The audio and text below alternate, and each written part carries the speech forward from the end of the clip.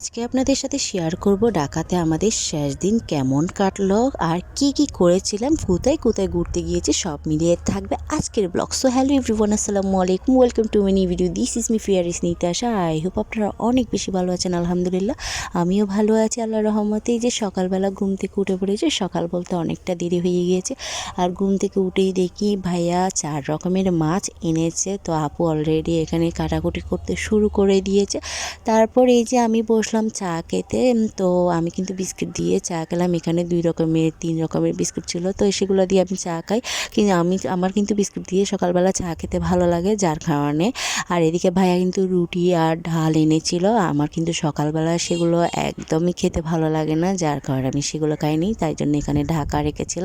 আর এই যে বাচ্চারা ওটা কিন্তু খেয়ে নিয়েছে। তারপর ভাইয়া একটা আইসক্রিমও এনেছিল। এখন সবাই মিলে আমরা সেটা ভাগাভাগি করে খাচ্ছি। তো এখানে আমি একটা আমার মেয়ের সাথে দুষ্টুমি করতেছি, কারণ সে প্রচুর আইসক্রিম লাভার, যার কারণে। আর এই যে দেখেন, আবার আমার ভাগ থেকেও তাকে দিতে হচ্ছে।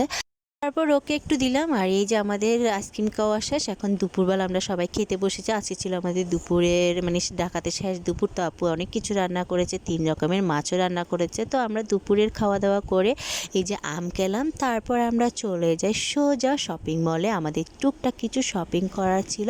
আর এই শপিং মলে আমরা প্রথম দিন গিয়ে ফেরত আসি, কারণ সেটা ঈদের বন্ধের ছিল, যার কারণে। যাই হোক, এরপরে আমরা শপিং মলে এসে একটু ঘোরাঘুরি করি, আর আমাদের টুকটাক যা কেনার ছিল সেগুলোও কিনে নিই।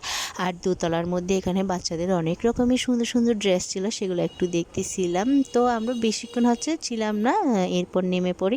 আর তাড়াহুড়ো করে আমরা একদম দুপুরবেলা বের হই, যেহেতু আমাদের হাতে একদমই সময় ছিল না, তাই আমি এদিকে হিজাবও করি নেই, আপুর ওড়না পরে চলে আসছি। যাই হোক, এদিকে আমার মেয়ে দেখেন এটা কেনার জন্য বায়না ধরেছে, ওই ব্যাগটা কেনার জন্য মূলত বায়না ধরেছে, ওখানে জিনিসগুলো নাম, তবে জিনিসগুলো তার যেহেতু আছে। যাই হোক, এরপর আমরা বের হয়ে পড়ি। আর এই যে শপিং মলটা হল্যান্ড সেন্টার শপিং মল, তো কে চিনেন এই শপিং মলটা, উত্তর বাড্ডাতে।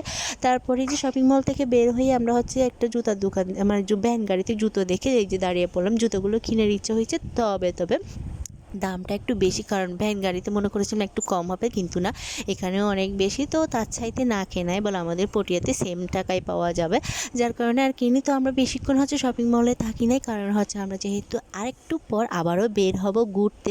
ভাইয়া আমাদের আরেক জায়গায় ঘুরতে নিয়ে যাবে, তবে কোথায় ঘুরতে নিয়ে গেছি সেটা নেক্সট ভিডিওতে দিব। এখানে দিলে ভিডিও অনেক বেশি লং হয়ে যাচ্ছে। তো এই যে ঘুরে এসে বাচ্চাদের জন্য কফি বানালাম, আর বাচ্চারা তো কফি খেয়ে অনেক বেশি খুশি হয়ে গিয়েছে, সাথে আমিও, কারণ অনেক দিন পর কফি বানিয়েছি তাই। আর এদিকে আমার স্কিনের অবস্থা দেখে আপু বলতেছে একটু স্কিন কেয়ার করে নিতে। আর স্কিন কেয়ার করার পর দেখেন আমার স্কিনটা কতটা গ্লো করতেছে, আমার তো দেখেই ভালো লাগতেছিল। যাই হোক, এরপর আমরা রাতের খাবার খেতে বসে পড়ি। আর রাতের খাবার খেতে খেতে আজকে ভিডিওটা শেষ করব।